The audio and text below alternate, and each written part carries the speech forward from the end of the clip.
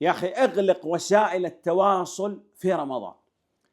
Уа бауырым, Рамазан айында әлеуметтік желілердің барлығын жауып таста.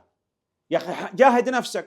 Өзіңмен өзің күрес, нәпсіңмен күрес. هذا الجهاز الآن في الغالب اجتمع فيه شياطين الجن وشياطين الإنس يريد ماذا منك؟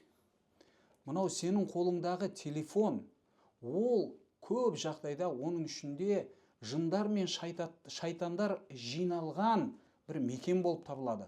Олар сенен нені қалайды?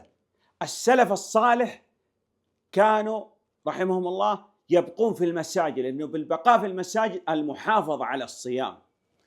Біздің салиқалы салафтарымыз мешіттерде болатын, мешіттерде қалатын Рамазан айында. Не үшін?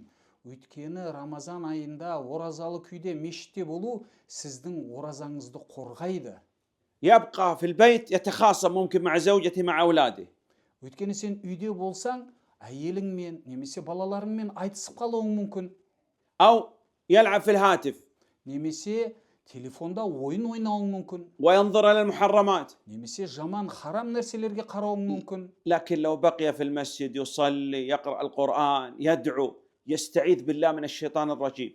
Бірақ егер адам мешітте қалса, мешітте болса Рамазан айында, Құран оқиды, дұға етеді, Аллах тағалаға көп құлшылық етеді, Аллах тағаладан бүкіл жаман нәрселерден пана сұрайды.